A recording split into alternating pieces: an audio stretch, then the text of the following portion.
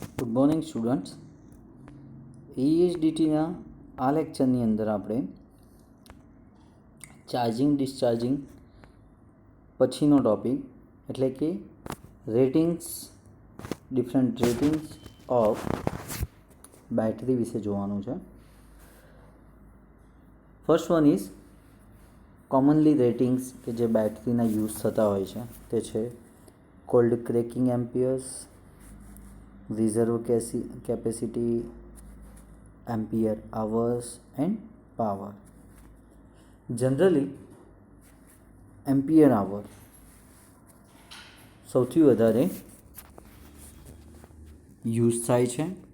તમે જ્યારે પણ બેટરી પ્રોક્યોર કરો ત્યારે તમને AH પૂછવામાં આવે છે, અથવા તમે જૂના બેટરીના રેટિંગ્સ જુઓ તો તમને એમ્પિયર આવર રેટિંગ ઉપરથી તમને અંદાજ આવી શકે. હવે આજના લેક્ચરમાં આપણે રેટિંગ્સ થોડા બ્રીફ જોવાના છે. કોલ્ડ ક્રેન્કિંગ એમ્પિયર્સ એટલે કે CCA રેટિંગ્સ. CCA રેટિંગ્સ એ દર્શાવે છે કે જ્યારે પણ ડિસ્ચાર્જ બેટરી હોય, ડિસ્ચાર્જ લોડ છે અને ફૂલ્લી ચાર્જ બેટરી છે, તો એ 0 ફેરનહાઇટ પર 30 સેકન્ડ્સ માટે એટલા વોલ્ટેજ મેન્ટેન કરીને રાખશે.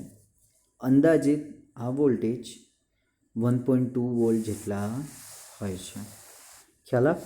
એટલે કે જે મિનિમમ ટેમ્પરેચર છે 0 ફેરનહાઇટનું, એટલા ઉપર can deliver 30 seconds voltage is 1.2 વોલ્ટ્સ.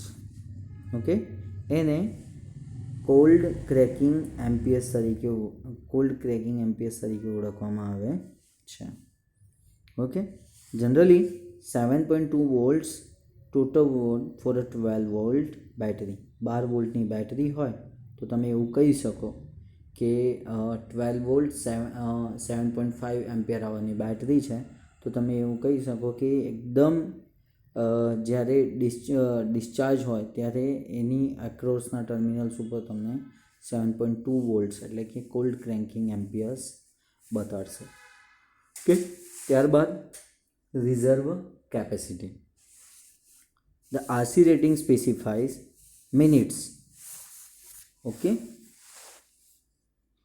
reserve capacity, that time fully charged battery can be discharged at 25 amperes while maintaining voltage of around 175 volts per cell.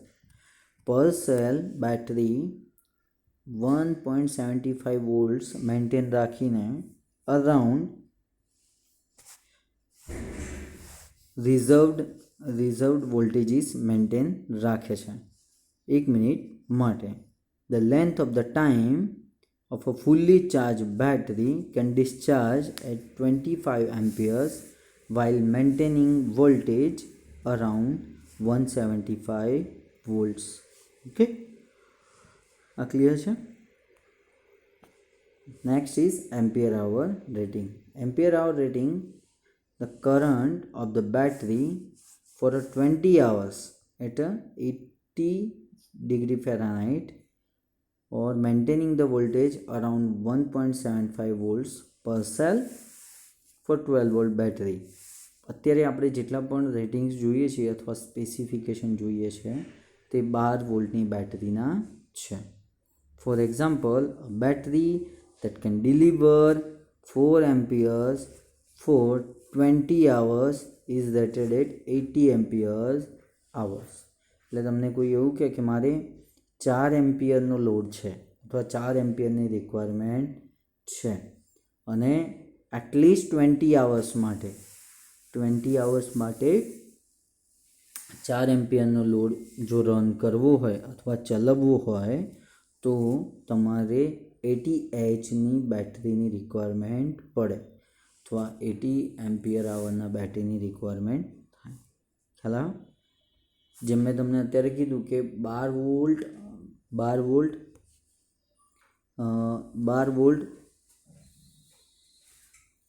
7.5 AH તો 12 વોલ્ટ 75 AHનો મિનિંગ શું થાય કે તમારી પાસે જો 7.5 એમ્પિયરનો લોડ હોય તો એ તમને 1 જ કલાકનું બેકઅપ આપી શકશે. ખ્યાલ? 1 જ કલાકનું તમને બેકઅપ આપશે. પણ જો તમારી પાસે 3 એમ્પિયરનું પાવર હશે, કોઈ લોડ હશે જેમ કે લાઇટ છે અથવા કંઈક છે, તો તમને બેકઅપ 7.5 AHનું છે તો તમને લગભગ 2 થી 2.5 કલાકનું બેટરી બેકઅપ મળશે. નેક્સ્ટ જોઈએ, factors that affecting the charging. બેટરીના ચાર્જિંગ સિસ્ટમને કયા કયા ફેક્ટર્સ અસર કરતા હોય છે અથવા કયા એવા પરિબળો છે કે જે ચાર્જિંગ સિસ્ટમને અસર કરે છે? તો first one is temperature.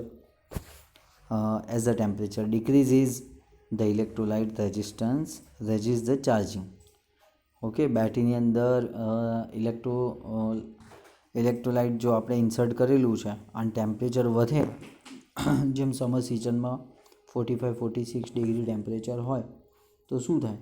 Electrolyte resistance આપશે ચાર્જિંગ થવાને. Okay, a cold battery will take more time to charge.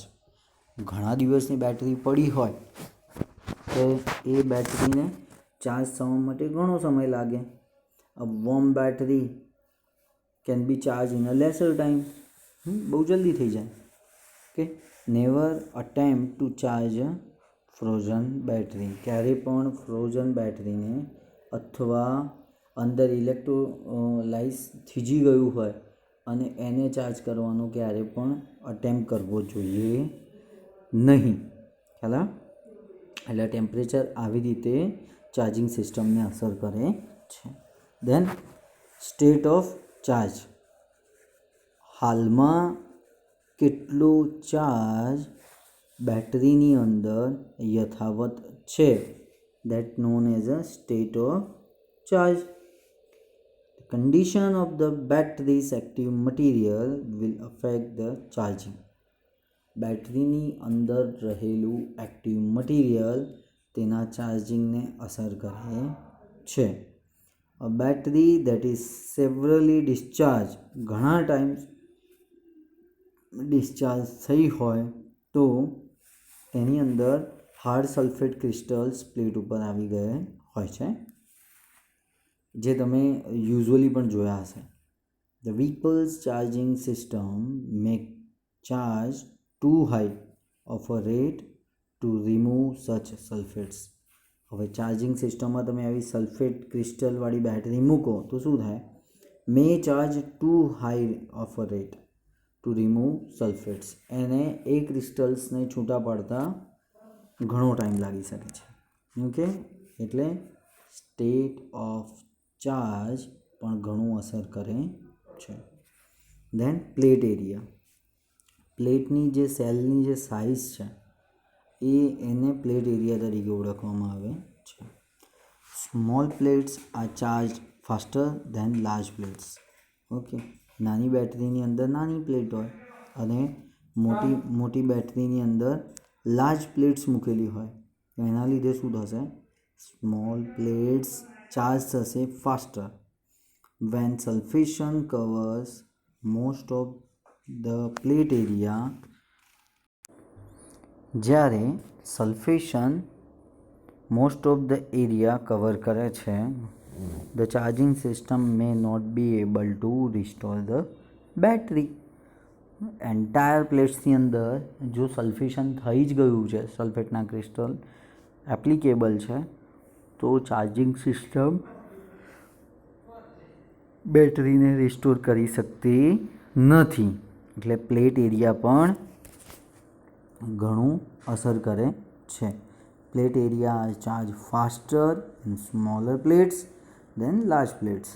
When sulfation covers most of the plate area, the charging system may not be able to restore the battery. Impurities. Dirt and other impurities in electrolyte increase charging difficulty. ઇલેક્ટ્રોલાઇટની અંદર જો dirt અને impurities આવી જ ગઈ હોય તો તેના કારણે ચાર્જિંગ ડિફિકલ્ટી ઊભી થાય છે. Fifth, most important, gassing. Hydrogen and oxygen bubbles form at the plates during charging. Charging સમયે હાઇડ્રોજન અને ઓક્સિજનના બબલ્સ ફોર્મ થતા હોય. As these bubbles are out, they wash away active material, cause water loss and increase charging difficulty. કે આનાથી શું થશે કે બબલ્સ બહાર આવશે અને એક્ટિવ મટીરિયલ નીકળી જશે. તેનાથી પાણીનો પણ લોસ થશે, ઇલેક્ટ્રોલાઇટનો પણ, અને ચાર્જિંગ માટે ડિફિકલ્ટી ઊભી થશે. So what are the factors affecting battery charging is 5 these elements: temperature, state of charge, plate area, impurities and gassing.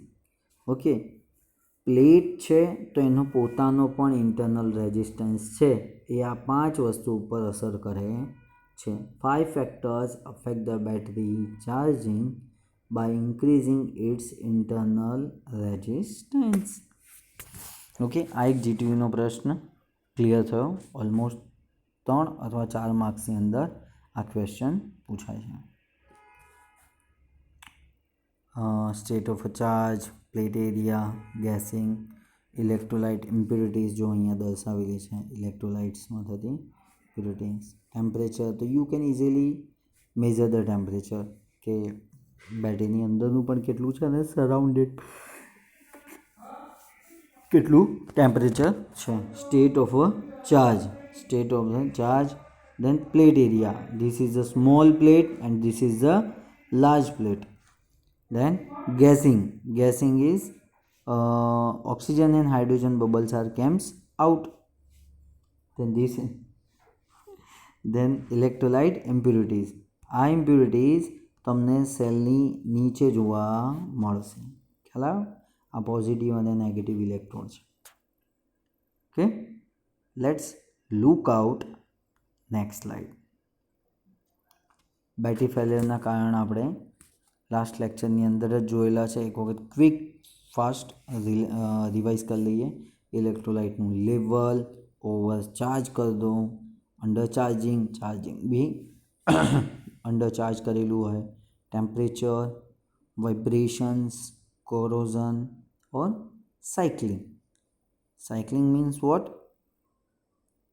Repeated cycling from the fully charged to fully discharged and back may cause loss of active material from positive plates. This reduces battery capacity and its useful life. Let's suppose the example of your mobile. ખાસ કરીને અમુક લોકોને ટેવ હોય છે કે અલગ અલગ ચાર્જરનો યુઝ જ્યારે થતો હોય તો એમને જોવું કે આપણા ફોનની અંદર જે બેટરીનું જે ચાર્જર છે it is usually draw 2 amperes or 1.2 amperes. હવે તમે લેટેસ્ટ ફોનના ચાર્જર જો યુઝ કરો 5 amperesના તો શું થાય? ફાસ્ટ ચાર્જિંગ થશે. હવે જે ફાસ્ટ ચાર્જિંગ થતું હોય તો બેટરી બે કન્ડિશનમાં જ ચાર્જ થતી હોય, કાં તો કોન્સ્ટન્ટ વોલ્ટેજ હોય કાં તો પછી કોન્સ્ટન્ટ કરંટ હોય. હવે આના કારણે શું થાય કે તમે જો 5 amps ચાર્જરની અંદર કોન્સ્ટન્ટ તમારો ફોન પ્લેસ કરી રાખો ટુ ચાર્જ તો શું થાય? બેટરી ઓવરચાર્જ થશે. અને ઓવરચાર્જ થવાના કારણે, કારણ કે તમને ખબર છે કે આટલો ટાઈમ લાગે છે ચાર્જ થતાં, તો તમને એ ખ્યાલ નથી કે આનું ચાર્જરની કેપેસિટી હેવી છે, તો શું થશે? બેટરી ઓવરચાર્જ થશે.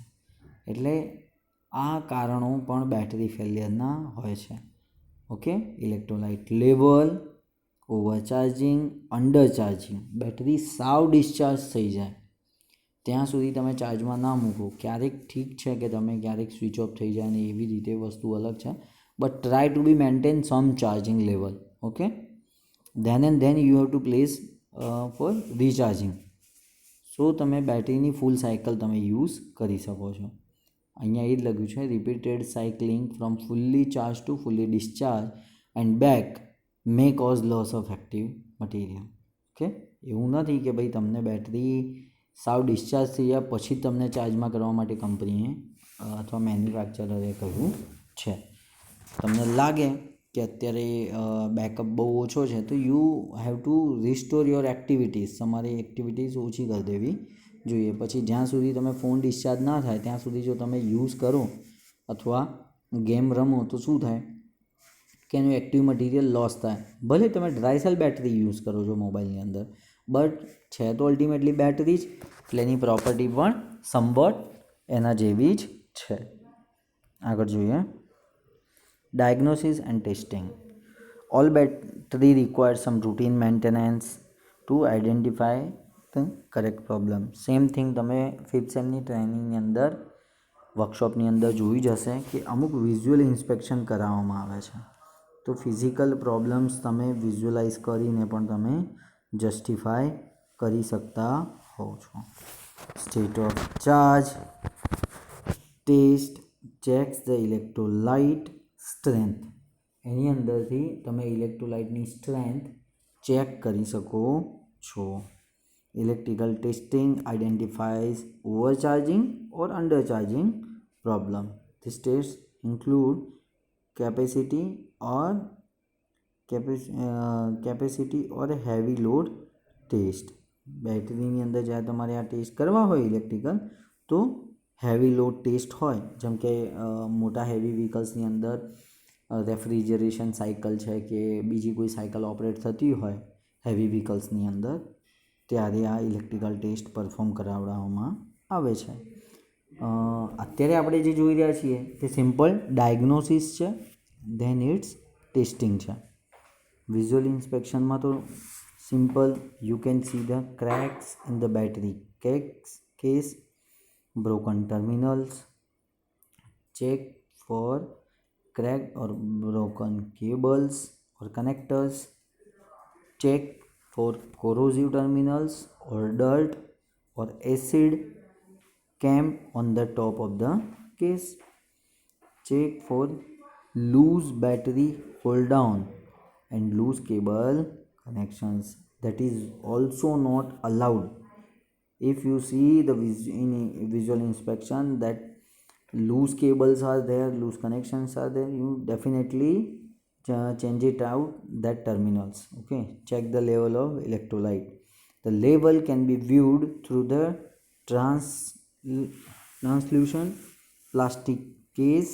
તમને અમુક વખતે પ્લાસ્ટિક કેસ અથવા પ્લાસ્ટિક કેસ આપેલા હોય અમુક બેટરીમાં, તો તમે એમાંથી ઇલેક્ટ્રોલાઇટનું લેવલ પણ ચેક કરી શકો છો, અથવા ન હોય તો વેન્ટ કેપ્સ કાઢીને પણ તમે ડાયરેક્ટલી દરેક સેલનું ઇલેક્ટ્રોલાઇટ ચેક કરી શકો છો. The proper level is above half inch above the separators. Separators કરતાં લગભગ અડધા ઇંચ ઉપર હોવા જોઈએ.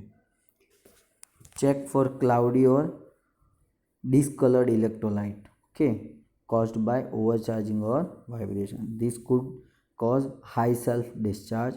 The problem should be corrected and the battery replaced. જો આ વસ્તુ આવતી હોય તો બેટરીને રિપ્લેસ કરવાની થાય. Check the conditions of plates and separators. જે આપણે અર્લિયર જોઈ, plate should be alternate, positive and negative. If all are light, severe discharging is indicated. Check for battery drain or plastic loads using an ammeter. એમીટરના મદદથી પેરાસ્ટિક loads અથવા battery drain થાય છે એ પણ check કરી શકો છો. થોડા સમય માટે ચાર્જ પોતાની પાસે રાખે અને ચાર્જિંગ થયું હોય ત્યારે, એના પછી ચાર્જ ઉતરી જાય તો એ તમે એમ્પિયર મીટરથી ચેક કરી શકો છો. Check for battery discharge across the top of the battery using voltmeter. Check for battery discharge across the top of the battery using voltmeter. Then it shows, if it shows 0.5 volt, then clean the case top using a solution of baking soda. If the meter reading is shown more than 0.5 volt, okay, and water. This is the visual inspection. Check cables, check hold down, cable connections. Electrolyte level can be seen by this enclosure. Electrolyte level is Okay, check case these type of cracks. Okay, these are the simple diagnosis. Okay, આ lecture માટે આટલું જ. Thank you.